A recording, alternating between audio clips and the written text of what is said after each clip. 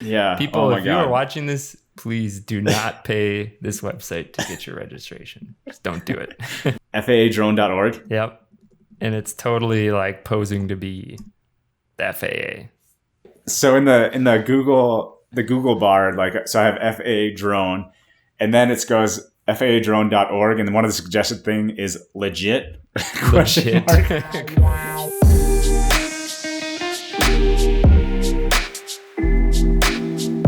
Welcome to Waiver Watch episode 31 on June 14th, 2020. We are 107 Waivers, and each week we bring to you some of the most interesting waivers granted by the FAA in the weeks prior. And as always, let's kind of switch it up a little bit. This week we are now titling this episode as Hot Waivers in 2020. We have noticed a few things this week. I'll give you a quick rundown here, and we will jump into our regular scheduled programming. So we're kind of back to normal too, you know. Brent's back home.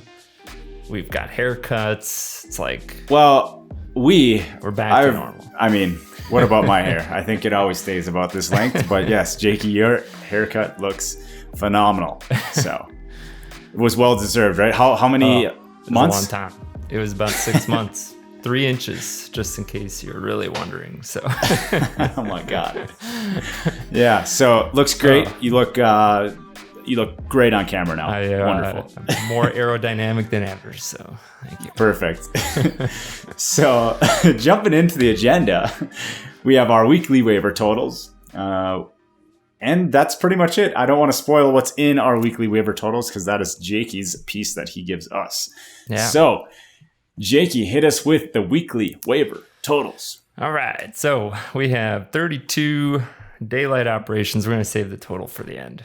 Flipping it up here. 3 simultaneous. No, not simultaneous. Man, I'm all over the place. 3 operations over human beings with ParaZero. 1 simultaneous operation of multiple small UAS, 107.35. And 3 high altitude waivers, 107.51 Bravo, for a total of 39. Which is a pretty good jump up from previous weeks. So that's good to see. And we have, let's see, California, Texas, Oklahoma kind of taking the lion's share. Shout out to South Dakota. They got a waiver this week. That is not very common.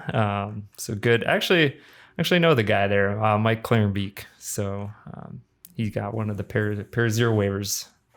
So very nice. What about Montana? Did they do anything this month or week or ever? No, like never. No. Yeah, Montana, Wyoming, those guys are kind of always. If anyone's in Montana, right, hit us up. We will hook you up just free of charge, just to get you on the board. Hit us up. We'll get you a daylight waiver, ops or people, something like that. We'll do it free of charge too. Yeah, just because it'd be amazing. Get you on the map. Every state deserves some advanced UAS operations, right? So, yeah. So, why did we call it hot waivers this week? Well, those are pretty much the 3 that we're seeing all the time now these days. So, well, 3 or 4. Are you just chucking daylight waivers out the window and just saying that's just a given? Yeah, right. Yeah, they're always up there. So obviously, daylight waivers is always on the board. Yeah, and it always is the highest number of waiver approved at any given time. Yeah, so always. But yeah, altitude ops over people with ParaZero, simultaneous multiple operation multiple UAS, like you said. So yeah. Good. Well, do you want to jump into it? And why don't you tell us about this sweet waiver number? We're all about the little details, right? Like, this is a pretty awesome waiver number. So give us a shout out to what that one is. Yeah, this is like the Y2K waiver, right? 107W 2020-2000. It's just 2s and 0s. Awesome. So, so let's see. Rantizo LLC got this waiver. This is very similar to 2 waivers we covered in episode 21. Simultaneous operation of multiple spraying drones. Uses the DJI MG1, and it is they're always tied to an exemption because you have to get a number of exemptions to do spraying operations legally. So there's nothing actually too unique about this waiver other than it's It's just kind of cool. It seems like a new thing that we're seeing a lot of. So what do you think, Brent? Anything strike you? No, I mean, like, this is spraying, right, is another one of those waivers that, or operations that's kind of picking up this year. People are starting to see the benefits that you can have more precision applications instead of sending out big aircraft with heavy payloads and putting a pilot on board. There are spots that you can go hit with the drone, and I'm not quite sure on the chemistry behind the concentrations, but I'm assuming you can have a higher concentration level inside your drone versus when you're dispensing with an aircraft, large manned aircraft. It's a little bit different. So they definitely mix a lot of water in those manned aircraft. So right. Yeah, I think there's a lot of like naysaying around drone spraying, and some of it might be warranted, but 20,000 acres, right? You're like, why would you ever use that? But what happens if your problem area is 50 acres? Like, are you really going to send up a manned aircraft to hit 50 acres? Like, I'm not an expert in the field there, but I would say that there's probably better solutions. Now, would you want to spray 20,000 acres with a drone? I don't know. Depends on how cheap you can get your applications, driving down the cost of the aircraft versus time versus multiple operations UAS. Because maybe if you had 100 drones out there, maybe there's what's the break point, right? Where you're going to go manned versus unmanned. Yeah, but I don't know. That's all speculation. I think they're complementary at the end of the day. There's different tools for different needs, and I think Rantizo, maybe what's unique about them is just browsing their website. They seem to offer like a turnkey solution, so they do maybe the imaging before to find the bad spots to then apply, the precise chemicals.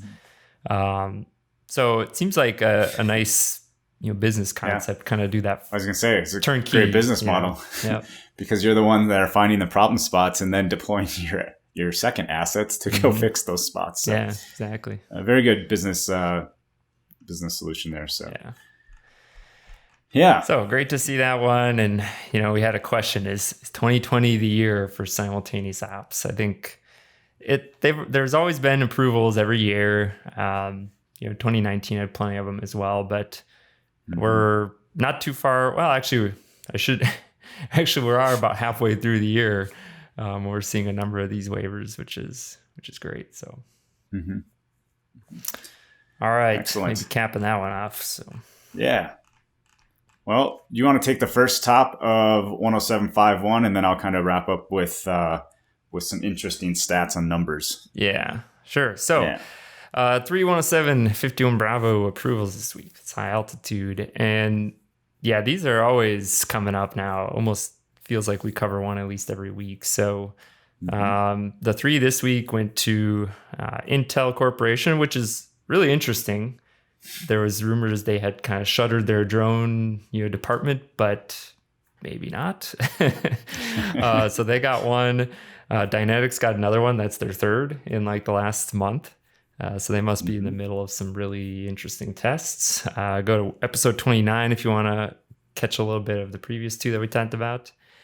And the last one, the name's Mason Lampier. Hopefully I got that right. But it looked like he works for a company called Vital Agronomics, also related to crop remote sensing and plant monitoring. So, some good variety of 107.51 approvals this week. Right. What I wanted to jump into is, since we have 3 107.51s approved this week, I kind of wanted to jump into maybe some indications of at what speed do people get approved for these. So I took the total number of waivers that have been issued or at least drafted in 2020. So I just grabbed one this morning, and our number was 2,815. So since January 1, there's been 2,815 waivers that at least someone has gone all the way to the very last page and got it to the draft state. So if you take that divided by the number of days that we've had this year, 166 days, you get about 17 waivers submitted or in draft state per day. So maybe a little bit hard to follow numbers. We can maybe put a little tidbit here in the blog to help you follow along here. But essentially what this comes down to is I wanted to find this waivers per day submission so that we could generally put a timeline on how long it takes you to get a 107.51b.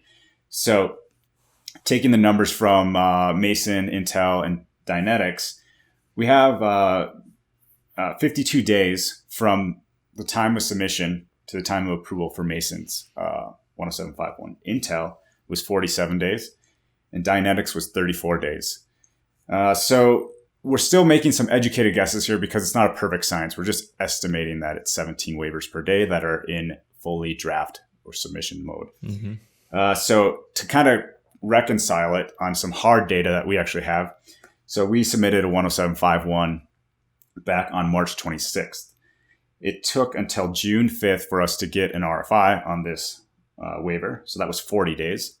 So it kind of slides right in the middle of the 3 107.51 approvals that were here today. So it kind of makes sense that these timelines are reasonable. However, the kicker is we responded to the RFI on June 14th and is now, or sorry, May 14th is now June 14th, which is 31 days. So we have 9 days left until we probably should have just submitted another waiver with our RFI response, because technically I would think that an RFI response should be much faster than a full waiver provision or a cycle. Jakey, what thoughts on that? Yeah, RFIs are really interesting. Yeah, so I mean, our assumption is that the RFI goes into its own kind of special queue with other RFIs and stuff. It's not like you have to start the process over. You respond, they should come back to it relatively quickly, review and approve or deny. And some of these RFIs we're seeing are very long. It's like maybe these groups only meet like every week, maybe every other week, and they only hit a certain number, 2 or 3. We often see like groups of like 2 or 3 waivers kind of get approved at once. So so that's something we'll be monitoring. But yeah, RFIs do take longer, it seems like, for advanced waivers than maybe they should, or maybe we had thought before. So like, at what point, if we want, usually high altitude waivers are generally area specific. So if we have other areas that we're going after, it might have been in our best interest to submit this new waiver.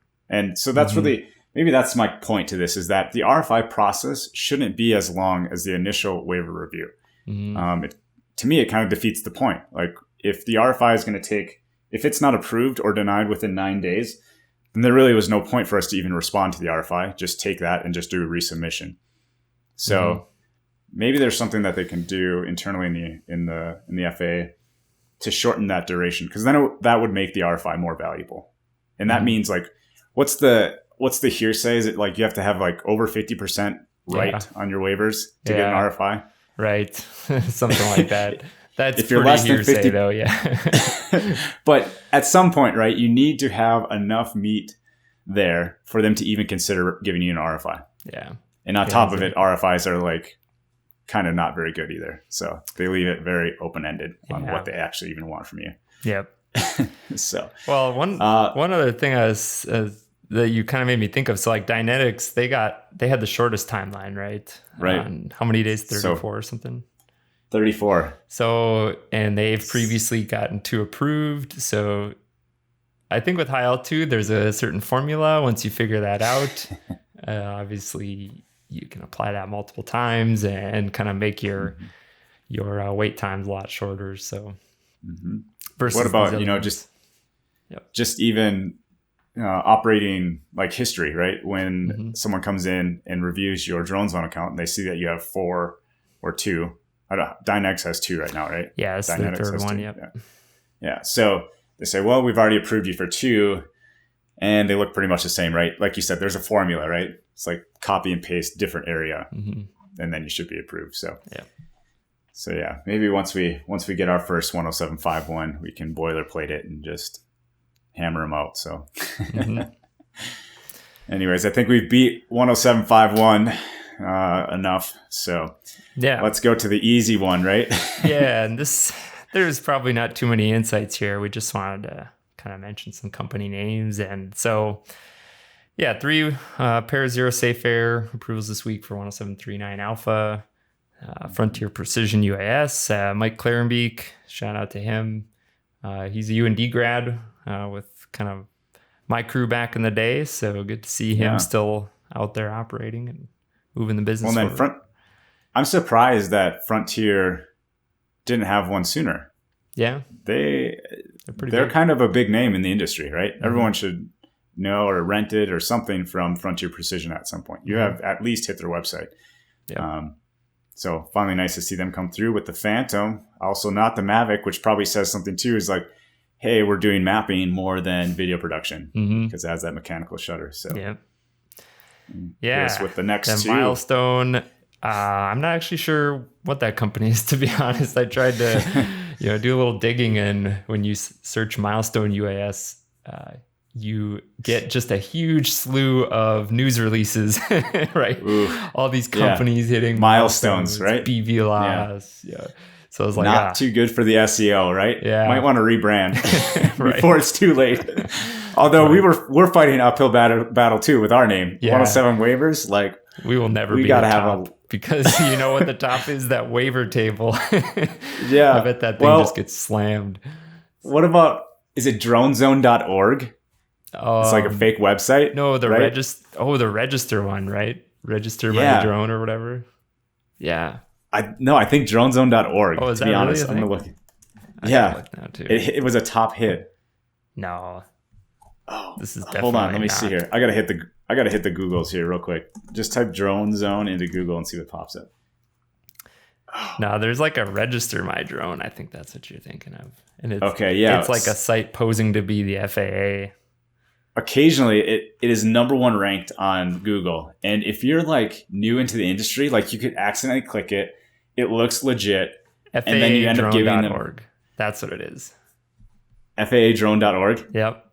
And it's totally like posing to be the FAA. Yeah. Welcome to the FAA drone registration support site. Yeah. People, if you are watching this, please do not pay this website to get your registration. Just don't do it. We don't slam we try not to slam any company ever or website, but this one is one is not actually. So in the Google bar, like, so I have FAA drone, and then it goes FAAdrone.org, and then one of the suggested thing is legit. Legit. Oh yeah, yes. It's not. Well, it is. Yeah. You can get your registration, but you do not need to pay this website to do that. Right. So. Right. Avoid CNET. Actually, so fourth down, CNET. Avoid fake drone registration sites. Yeah. So, anyways. Okay. Tangent there. Back to 10739s. The third one is Helios Visions. With a Safe Air Mavic. So 2 Phantoms, 1 Mavic this week. And you know what I was thinking? We need to go back and do a tally. What's more popular, the Phantom or the Mavic for observing human beings? Okay. I don't know the answer right now, but we're going to find it. So. And Phantom was the first aircraft as well. Mavic 2 was second. So, also, ParaZero is at like 96. I don't know if it includes these last 3, but they're at 96 observer people waivers approved. Yeah. So about to break the 100. I wonder what ParaZero is going to do when they hit the 100 mark. Is there going to be a celebration, like free swag? What? T-shirts? Like T-shirts. Maybe we're giving them hints now, right? We need a celebration at 100. Remote triggers for everybody. Ooh, that will hurt their bankroll a little bit. So maybe not. Yeah. If they can find enough crossfires, that is. You get a remote trigger. You get Anyways.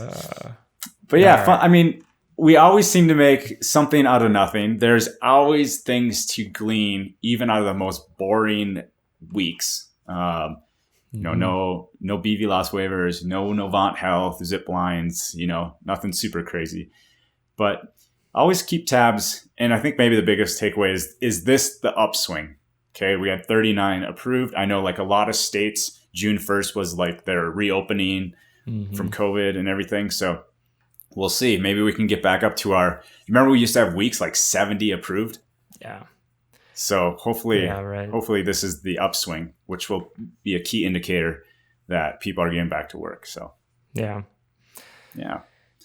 So all right. Until next time, right? Wrap. We'll wrap it up there. Yeah.